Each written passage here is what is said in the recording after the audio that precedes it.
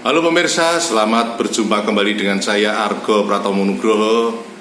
Kali ini sekali lagi karena memang saya harus terus menghubungi Pak Dr. Iwan Setiawan SHMH. Beliau ini adalah Ketua Pradi Sleman versinya Luhut Pangaribuan. Tapi kemarin saya membaca berita adanya sebuah putusan Peradilan Tata Usaha Negara di Jakarta yang antara lain Oto Hasibuan juga mengadakan press release. Ini saya ingin bertanya kepada Pak Iwan ini menanggapi peristiwa seperti itu.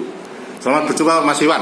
Ya, selamat berjumpa lagi Bang Argo. Ya, Mas Iwan, ini seperti saya ungkapkan tadi, saya kemarin terus terang agak terkejut itu ketika Oto Hasibuan itu pradinya versinya dia itu melakukan press release itu ya, yang istilahnya merilis putusan Peradilan Tata Usaha Negara di Jakarta.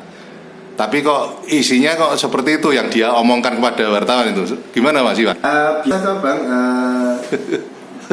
kalau Pak Oto itu melakukan hal semacam itu karena Pak Oto ini ketakutan kehilangan panggung. Jadi Pak Oto selalu melakukan manuver-manuver yang di luar hukum, yang di luar nalar hukum. Ya. Padahal terus terang beliau dulu ketika saya kuliah itu menjadi idola saya. Ketika beliau menjadi ketua IKADIN, itu saya sudah mengidolakan beliau sampai akhirnya dari 8 organisasi avokat bersatu menjadilah Peradi dan Pak Oto adalah ketuanya. Saya pun mengidolakan Pak Oto dan saya pun mengikuti jejak Pak Oto dengan saya masuk harus sekolah ke PKPA dan UPA di Peradinya Pak Oto sampai akhirnya saya diangkat, disumpah menjadi avokat. Itu adalah avokat dulu masih Peradi di bawah pimpinan beliau Pak Oto kan itu. Itu tapi pada akhir-akhir ini akhirnya kami sadar, saya sadar Pak Oto ini kok lama-lama menjadi orang gila kan gitu. Oh gitu. Ya, karena ketamaan beliau akhirnya mengabulkan keilmuan dari beliau kan. Nah semua orang hukum harusnya tak paham. Ketika suatu putusan itu belum ingkrah, itu masih abu-abu, masih samar. Kenapa harus kita komentari? Kita orang hukum kan kepastian. Hukum itu adalah kepastian. Nah itu harusnya kita tunggu, tidak usah kita berkuar-kuar itu, walaupun nanti akhirnya seandainya itu benar. Nah ketika itu sudah ingkrah, mari kita hormati bersama-sama. Tapi sebelum itu ingkrah, tidak usah kita ributkan dan tidak usah membuat multi tafsir yang akhirnya menyesatkan pengetahuan pengertian dari masyarakat umum. Sedangkan kita avokat ini di mata masyarakat umum dianggap ahli hukum. Nah sekarang kalau ahli hukum aja membuat bias suatu tafsir putusan, kasihan masyarakat pencari hukum ini akan kemana? Kita tidak usah panik, kita diam, kita dengarkan sampai ada putusan yang memang itu sudah ingkrah, sudah punya kekuatan hukum yang pasti. Kita hormatilah para penegak hukum, termasuk di sini adalah Hakim Tata Usaha Jakarta. Itu kita hormati. Mereka memutuskan seperti itu. Saya yakin mereka sudah mempunyai alasan kenapa harus mengambil putusan seperti itu. Saya yakin beliau Hakim itu adalah wakilnya Tuhan di dunia.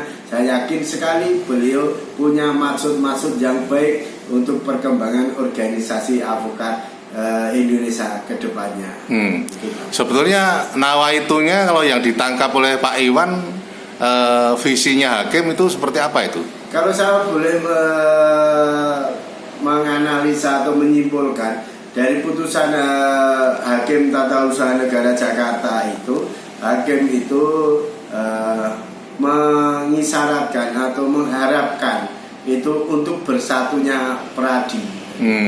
Tapi sekali lagi karena keegoisan dari Pak Oto Hasibuan yang ingin menjadi ketua seumur hidup sehingga segala cara digunakan sampai itu di luar nalar hukum. Karena apa saya ngomong itu, beberapa waktu yang lalu saya sudah bicarakan bahwa hukum kita itu banyak celah yang ada.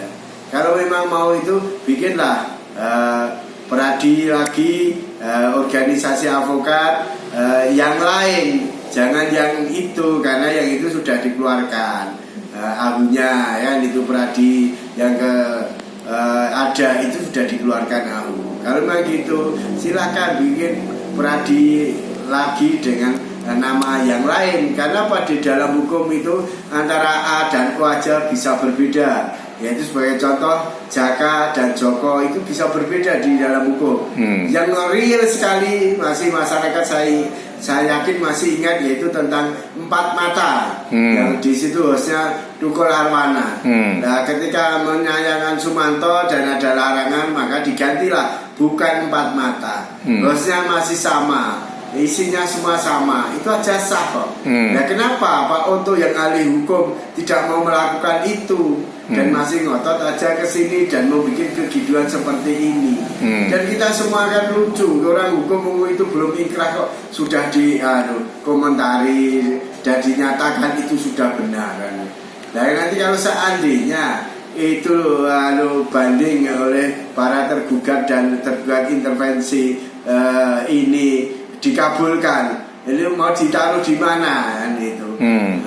Itu selanjut manisnya. Lalu pahitnya itu ditetapkan menjadi kepastian hukum. Kalau itu menjadi kepastian hukum, benarnya kita malu. Kita ini Peradi adalah organisasi avokat terbesar di Indonesia. Tapi ketika itu nanti dikabulkan, Peradi semuanya tiga-tiganya tidak punya ahu, sedangkan yang lain organisasi avokat yang baru-baru aja punya ahu.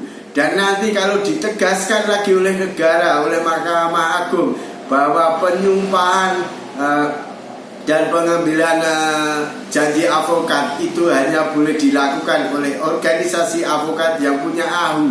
Lah sedangkan Peradi tiga-tiganya dengan itu dicabut, tidak ada yang punya ahu. Dan seperti itu, kalau itu ditegaskan sekali lagi bahwa yang boleh menjumpakan hanya organisasi avokat yang berahu, maka Peradi ini tidak bisa menyumpahkan, tidak bisa mengangkat avokat ke depannya. Apakah kita tidak malu sebagai organisasi yang selalu digembor-gemborkan oleh Pak Oto menjadi organisasi tunggal, organisasi terbesar, tapi tidak bisa menyumpahkan secara konstitusi, secara undang-undang? Ya, padahal yang sudah terlanjur disumpah yang tanpa ahu memang sudah ada itu ya. Iya, itu ada. Hanya untungnya saja asas di hukum itu ada asas yang mengatakan bahwa tidak berlaku surut. Seandainya tidak ada asas itu, otomatis produk-produk yang ada itu batal demi hukum. Seperti tempo hari sudah saya katakan bahwa hal itu yang namanya kalau sekolah hukum di tingkat S1 itu dikatakan penyelundupan hukum. Nah, penyelundupan itu akibatnya adalah produknya batal demi hukum. Nah, apakah kita tidak malu? Organisasi avokat Peradi itu mengatakan terbesar di Indonesia, ternyata kita gagal paham dalam hukum, kita memproduk hukum, kita menyelundupkan hukum, dan akhirnya ketahuan dan produk itu dibatalkan demi hukum. Kan ini sangat-sangat memalukan sebagai organisasi avokat, sebagai organisasi para pakar ahli hukum. Ya, terakhir Mas Iwan, harapan Anda ketika mensikapi berita seperti itu kemarin seperti apa ini? Ya, kita santai-santai saja, tenang saja, tidak usah panik, dan monggo, silakan para calon-calon penegak hukum atau calon-calon avokat belajar cermati hukum dasar itu seperti apa. Jadi putusan itu yang belum inkrah itu belum ada artinya apa-apa. Kalau masih ada upaya hukum, kita tunggu saja hasilnya seperti apa nanti.